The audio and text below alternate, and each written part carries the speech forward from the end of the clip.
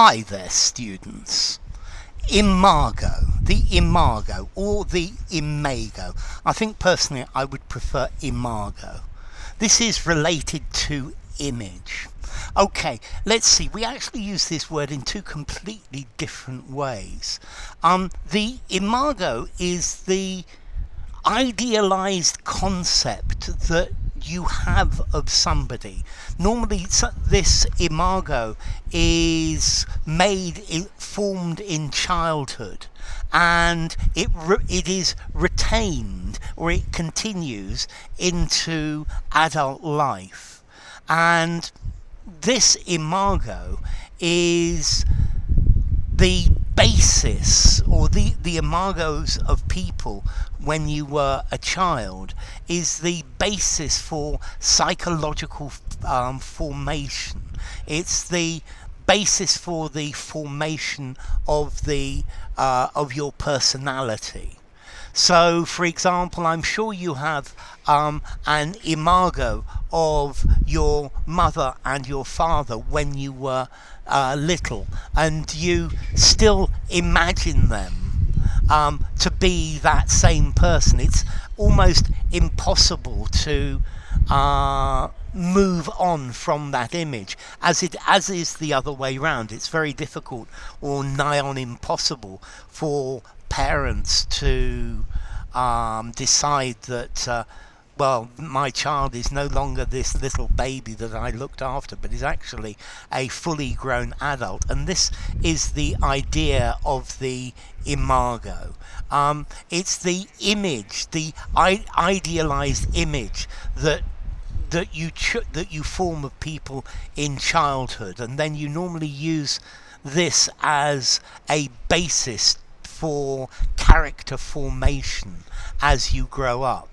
And this is the imago. Now, the other meaning of imago is completely different. It's to do with entomology, insects. And the imago is the mature adult stage of an insect after metamorphosis. Normally with an insect you have an egg that forms a larva, that forms a pupa, and out of that pupa comes a beautiful winged insect. And that is the imago. So the imago is the mature adult insect, because, insects change so much that the imago is the image that we have of this creature, even though it has different forms. But much more common, the imago from psychoanalysis. It's the mental image that you have of somebody. Normally this is inside your mind, and this will influence your behavior over the long term. It influences how you develop. It influences how you grow up and mature. And therefore imagos are very important. It doesn't have to be a parent, but it's normally the imago of people who are have a lot of influence on your life, who spend a lot of time with you, who look after you, and this is then unconsciously carried forward into later adult life, this imago. And these people are the images of carers or different people, and that's why the imago is important. Okay, so formality. I think 6.5 in formality for both of them. Semi-formal conversation, semi-formal or formal writing.